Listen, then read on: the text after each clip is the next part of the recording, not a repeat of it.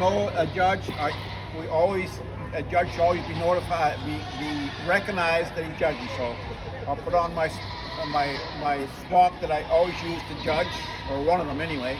So I put this on for two reasons. One, to keep myself clean from the birds, and the other thing too, to identify myself as I'm the judge. And so I can handle the birds without anybody saying, well, he's not qualified to handle the birds. We classify this as our Bible.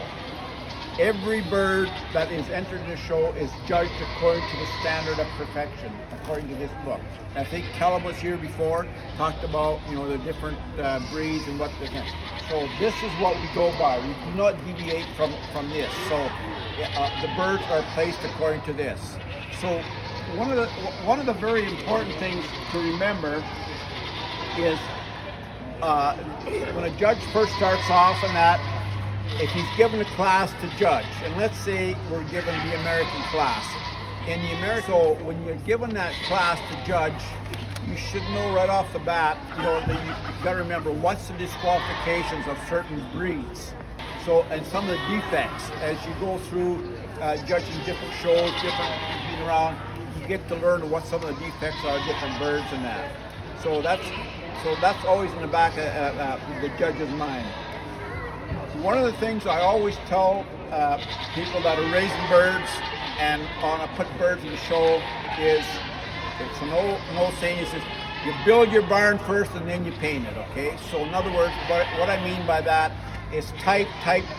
Make sure you have the right type on a bird. If a bird does not have the right type, it's not going to look good to the judge, and it's not going to go anyplace. So it's got to have the right type. And then when we talk about type, and I think Callum talked about, one of the important things is the back. Every bird adds up to 100 points. A perfect bird will get 100 points. There's never been a perfect bird ever yet. So there's never 100 points.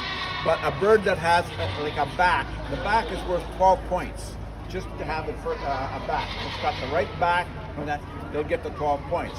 Same thing as the breast on the chicken. It's got to have a nice breast, feel good, no crooked keel like that. It's worth 10 points. So right there, you got 22 points. That's right on. The other thing is condition and vigorous. Condition. There's nothing that's prettier than a pretty white bird. Nice, clean white bird, but there's nothing uglier than a dirty white bird. I mean, that is ugly. So so condition and vigorous is very, very important. The other thing that's important, you got to know, is the judge has to know size. What size should a bird be? Like you take a Plymouth Rock, a large bird, like the male bird should be around 9.5 pounds. If it's only 5 pounds, it's too small. If it's 14 pounds, it's too big. So you got to know that. And most judges can just feel a bird and understand, what the size is and the weight, and whether it's going to be disqualified or not. So that's something that we go over now. So color, you can get a bird disqualified if it's got the wrong color, or something that's a little bit wrong. So when you say a pure white bird, if it has black feathers throughout, what's going to get disqualified? It's not the right color. Same thing, the pure black bird should be pure black and not have white feathers on it. So little things like that. A multicolored bird like one of these, got a little more lenient to them. If it's supposed to be black, these are called black-breasted game. You should have a black breast on them. Let's have a little bit of orange on it. It's not a big deal. It's a defect, but it's not a disqualification. So a few things like that. So the other thing too, when you go through and judge new birds, and I can go through and critique some of these birds and that, is when it comes down to birds that are very, very close to one another. Say you have two birds that are very, very close, and one's an old bird, one's a young bird. You always favor the older bird. Because it's been around, you always favor the older bird instead of the young bird, if it comes down to the equal. We start off saying, how do we get to the final step of a champion bird overall? Well, for example, we have say Plymouth Rocks. the Plymouth Rocks, there's a number of different colors. There's white ones, there's barred rocks, there's blue ones, and all these different colors. So, out of the white birds, a white Plymouth Rock, you judge all the birds. You start off with the cockbird. The cockbird is 1 year or older. You judge that, and you go through and say, okay, this is number one, this is number two, this is number three. When that's finished, you go to the hens, do the same thing. And the hens are 1 year or older. 1, 2, 3. Then you've got that done, then you go to the cockroach, which is 1 year or younger. 1, 2, 3, and then down. If there's more than three, you can go further down, but 1, 2, 3 is the most important. Then you do the young female, which is called the pullets. You do 1, 2, 3 there. Which is the best one of all the white ones? You go through and look at each one and say, okay, let's say the cockbird is number one. So he's number one, and we call that best of variety. Remember, best, when you've done all, when you go through all that, which of all those birds is the best large chicken? And you go again, you take all the top one of each of the breeds, of each of the classes, and you compare them. And then say the best one again, we'll just stick with the Plymouth Rock. The Plymouth Rock comes out as the best large chicken. So you mark that down as the best large chicken.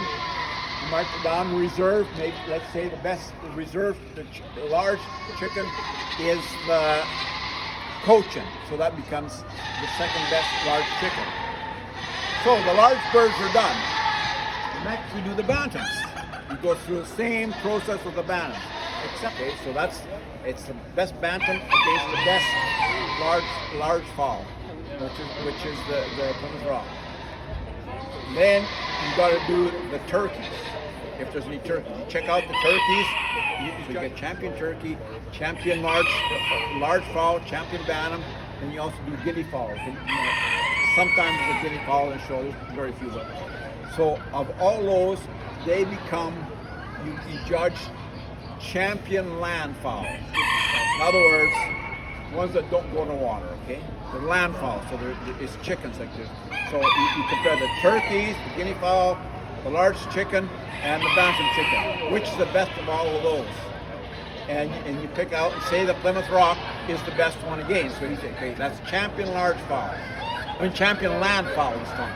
Reserve, let's say, is the white brown leghorn. So that's reserve land fowl. So that's all the land fowl is done. The next step is the waterfowl. You've got to do the same thing, which is the best duck with the pekin, and also the Emden, which is the best waterfowl. Now you have to do a waterfowl, which is the best waterfowl. Let's say the pekin one's he's best waterfowl. So now we have the pekin here and the Plymouth Rock. Best land fowl, best waterfowl. They compete for champion the show. On my arm like that, and you can feel its back like this. Feel its back. You can pick it out, check its wings like that. See how the wing is. Switch over to the other hand, to the other side. Check it over. While you have it in your hand like that, you can inspect over, look at the other eye like this, and check it out. Make sure it's good. Then at the same time, what I usually do is I hold it up like this, and I check the breast, make sure that it's not crooked. It's full, and like that. So it's good. So it's okay. I got in my mind, it's a good bird. I'll put it back in the cage. Then I'll have a card that's associated with that bird. So if it's a good bird, I usually take my pen and mark a check mark on it, or like that. Then I go over and grab the next bird. Okay, I do the same thing.